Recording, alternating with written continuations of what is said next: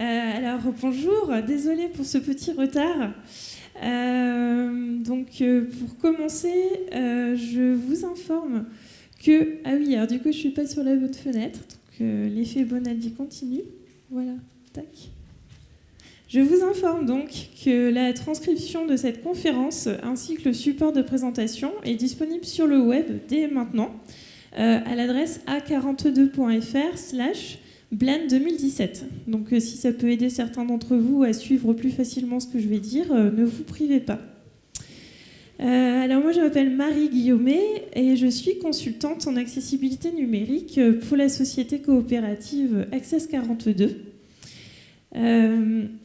Alors, je suis désolée, j'ai un peu des problèmes de souris, mais bon, c'est pas grave. Ça va être un peu folklore. Voilà, ça va le faire. Vous serez bienveillants à mon égard. Alors, j'ai écouté les conférences qu'il y a eu à la Kiwi Party aujourd'hui. Je ne sais pas si vous avez toutes, vous y avez assisté à toutes. Mais je suis toujours un petit peu surprise quand j'entends mes estimés confrères insister sur le fait que l'accessibilité numérique ne bénéficie pas que aux personnes en situation de handicap. Personnellement, ça m'interpelle. En toute honnêteté, je trouve ça même assez péjoratif en fait. C'est un peu comme si les besoins et les attentes des personnes en situation de handicap ne suffisaient pas pour que nous daignions, nous, à personnes valides qui parlons du sujet, à réfléchir sur l'accessibilité. Pourtant, concrètement, l'accessibilité du web signifie bien que les personnes en situation de handicap peuvent utiliser le web. Elle bénéficie aussi aux seniors, dont les capacités changent avec le temps. Donc il est plus que temps que nous autres, designers et concepteurs, nous nous penchions une bonne fois pour toutes sur ce sujet. Alors, si vous vous intéressez à l'UX, donc à l'expérience utilisateur, vous avez logiquement à cœur de répondre aux besoins des utilisateurs, des interfaces que vous concevez. Dans ce cas, l'accessibilité peut vraiment vous apporter un plus dans votre approche et votre pratique du design. On parle souvent de l'accessibilité en évoquant les personnes aveugles.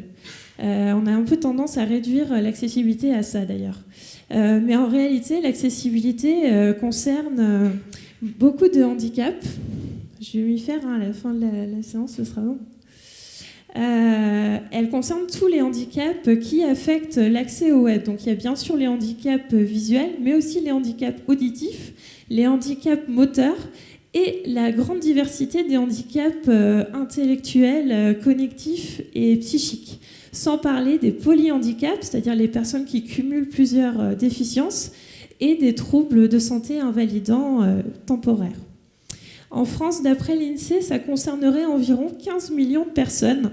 Donc ça fait à peu près 21% de la population française. Donc si jamais quelqu'un vous dit encore non, mais les personnes handicapées, c'est des cas isolés, bah, vous pourrez lui dire gentiment, lui rappeler ces chiffres, quoi.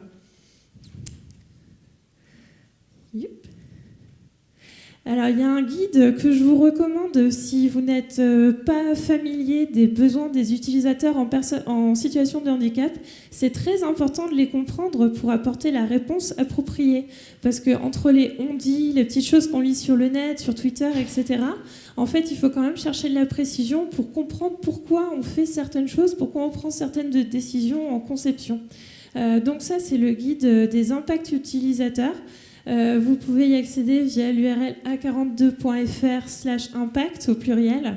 Ne vous laissez pas impressionner par le design assez spartiate, mais le contenu est très intéressant, assez synthétique et présente les différents types de handicap que j'ai évoqués. Alors, le guide là, c'est un guide d'accompagnement en fait à la prise en main du RG2A, qui est un acronyme qui veut dire le référentiel général d'accessibilité des administrations. C'est la référence légale en France pour évaluer l'accessibilité des sites web des sites web. Le RG2A est basé sur les WCAG, qui sont les critères d'accessibilité émis par le W3C. Donc, pas de panique. Je sais qu'en général, quand on parle d'acronymes comme ça, de standards et de normes, en général, tout le monde commence à flipper. C'est pour ça qu'en fait, dans cette conférence, je vous propose de nous intéresser à 2 problématiques d'accessibilité et de parler des solutions concrètes qui existent pour y répondre. Donc, vous allez voir, c'est des choses faciles à comprendre, je pense, assez simples à prendre en compte dans la phase de conception. C'est juste des réflexes à acquérir et à déployer ensuite. Donc là, c'est bon. Donc la première problématique dont je voudrais vous parler, c'est la lisibilité des interfaces que vous concevez. En fait, ça peut être bien justement de laisser l'utilisateur personnaliser cette interface s'il a des déficiences qui l'empêchent de la consulter autrement. Alors, non, je confonds ma gauche et ma droite, c'est pas ça qui va m'aider. Voilà. Donc, quand vous créez une interface de zéro et que vous avez le champ libre, c'est relativement facile de faire vos propres choix de conception, notamment en ce qui concerne les couleurs, et de vous dire, voilà, je vais respecter WCAG et RG2A et je vais respecter les bons ratios de couleurs. Mais qu'est-ce qui se passe quand vous devez récupérer la charte graphique d'un client ? Par exemple, au hasard, un client dont la couleur emblème est le orange, quand cette charte utilise ce orange sur fond blanc. Donc ça ne présente pas un ratio suffisant de contraste. Donc ça peut poser des problèmes de lisibilité aux personnes déficientes visuelles et aux personnes qui ont des difficultés de lecture. Donc là, le petit outil dont vous voyez la capture, c'est l'outil dont a parlé Nicolas tout à l'heure, c'est Color Contrast Analyzer. C'est gratuit, ça s'installe là sur mon Mac, mais je crois qu'il y a l'équivalent sur Windows. Et en fait, ça marche avec des petites pipettes. Donc vous faites juste la pipette sur vos interfaces et ça vous dit tout de suite quels sont les problèmes éventuels de contraste. Donc, je reviens à ma charte graphique de client. Imaginons que c'est pour ce fameux client qui aime le orange. Il est évident que vous, à votre niveau, vous n'allez pas commencer à bidouiller le code hexadécimal parce qu'une couleur, ça fait partie d'une identité de marque. C'est déployé sur plein de supports et pas seulement sur le web. Et quand bien même vous essayeriez, si vous arrivez à négocier avec votre client, vous allez baisser la luminosité et tomber sur une espèce de marron qui ne va pas du tout coller, qui sera certes conforme au niveau accessibilité, mais qui ne collera pas du tout au branding de la charte. Donc dans ces cas-là, quand on ne peut pas proposer directement en phase de design des contrastes suffisants, la solution qui existe tout simplement, c'est de proposer un style switcher, c'est-à-dire un sélecteur de CSS. Donc si vous avez connu CSS Garden, ça doit vous rappeler quelque chose, sauf que là l'idée c'est de faire un style switcher d'accessibilité. En gros, on va permettre à l'utilisateur de changer une petite CSS qui va remplacer les codes hexadécimaux des couleurs qui ne sont pas suffisamment contrastés par des couleurs qui le sont beaucoup plus. Donc je vais vous donner des exemples. Par exemple, ça c'est la présentation qu'a donnée Thomas Villain au WordCamp Marseille, je crois que c'était en septembre. Il a fait un mini-site pour l'occasion. Et en haut à droite de son site, il y a un bouton qui s'appelle Fort Contraste. Et quand vous cliquez dessus, quand l'utilisateur active ce bouton, tout simplement ça remplace les bleus insuffisamment contrastés. Et hop, on y remplace. Donc la CSS c'est très simple. En gros, il met étoile, color, black, important. Et du coup, voilà, là, tout de suite, on a un très bon contraste au regard de WCAG. Mais on peut, en fait, utiliser le mécanisme du Style Switcher pour pousser les choses encore plus loin en termes d'expérience utilisateur et permettre aux personnes déficientes visuelles, notamment, mais pas que, d'affiner encore l'affichage du site. Par exemple, ça, c'est le site corpo de Accor Hotel. Je le cite parce que c'est rare d'avoir des sites d'entreprises privées qui font des choses pour l'accessibilité, alors il faut le noter. Donc il y a bien sûr la possibilité de changer les contrastes, comme je vous l'ai dit, mais aussi d'augmenter l'interlignage pour encore une fois permettre une lecture plus agréable, de modifier la justification des textes et aussi de remplacer les polices du site par une police optimisée pour la dyslexie. Voilà, donc ça peut servir évidemment aux personnes dyslexiques pour qui c'est utile, mais aussi à des personnes déficientes mentales que ça peut éventuellement aider. La deuxième problématique dont j'aimerais vous parler, ce sont les formulaires accessibles. Alors là, il ne me reste que 10 minutes, donc il est évident que je ne vais pas vous faire un inventaire exhaustif de la question, parce qu'en accessibilité, c'est un des sujets cruciaux qui pose souvent des problèmes. Néanmoins, je peux quand même vous donner 2 petites astuces, faciles encore une fois, auxquelles penser. Enfin, je pense qu'une fois que vous le saurez, vous ne pourrez plus l'oublier, et vous allez le faire, et ce sera super. Pour certains types d'utilisateurs, notamment ceux qui ont justement des déficiences intellectuelles, comprendre le contenu d'un formulaire peut être très compliqué, en particulier quand certains champs nécessitent un format particulier de saisie. Je pense par exemple au champ de date. Par exemple, si vous avez un formulaire qui permet de réserver un billet et que vous avez un champ date de l'aller, alors oui, on ne va pas voir assez le petit message d'erreur, du coup ça casse un petit peu la démo. Est-ce que je peux sauver ? Ouais, voilà, super. Donc plus à gauche, en gros, c'est le mauvais exemple, c'est-à-dire que bon, ok, vous indiquez que le champ est obligatoire, mais vous indiquez pas quel est le format qui est attendu.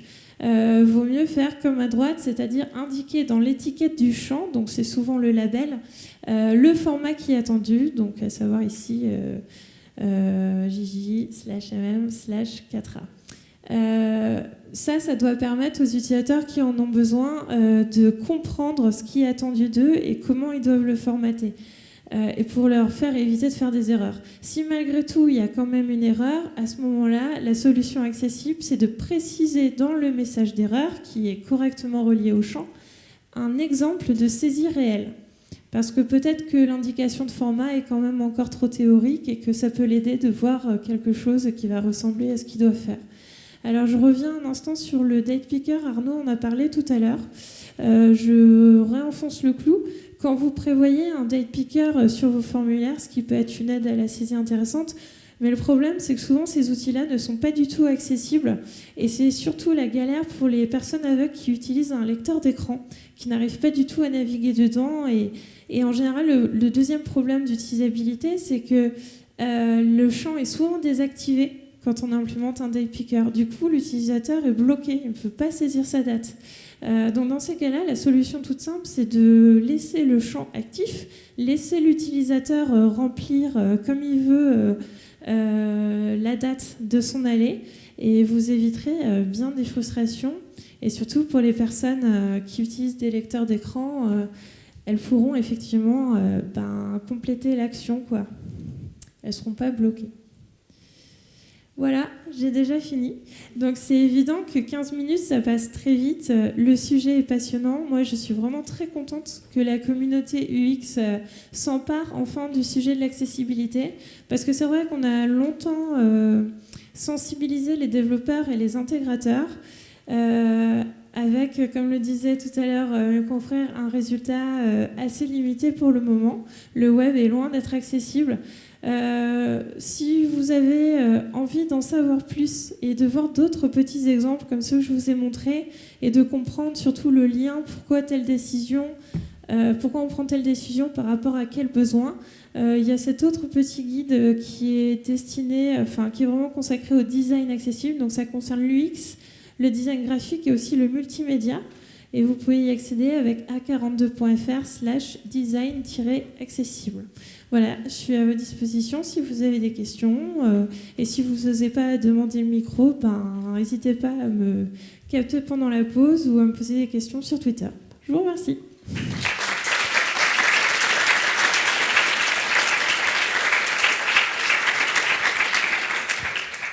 Alors, on a potentiellement le temps pour 1 ou 2 questions.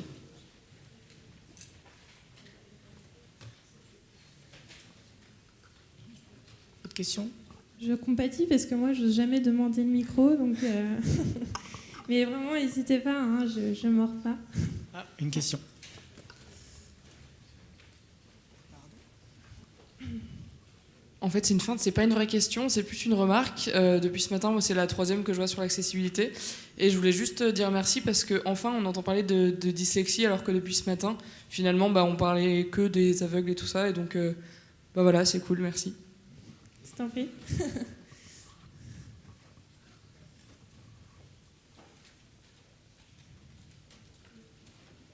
Ok. Ah, pardon. Pareil, merci beaucoup. Du coup, je rempile. Dyslexie, mais aussi quand tu parlais de toutes les déficiences mentales et les problèmes cognitifs, on ne pense pas du tout aux gens qui n'arrivent pas à se concentrer ou qui ont des problèmes d'attention ou qui ont des problèmes juste qui sont en dépression ou ça peut être temporaire ou sur le long terme. Et en général, il y a beaucoup de sites qui sont quasiment impossibles à utiliser quand on n'est pas dans un environnement calme où il n'y a pas de vidéos partout. Voilà. On oublie souvent ça en tant que designer, de dire qu'il y a des choses auxquelles on ne pense pas, qui sont situationnelles et qui sont... Voilà. Donc merci. Je t'en prie.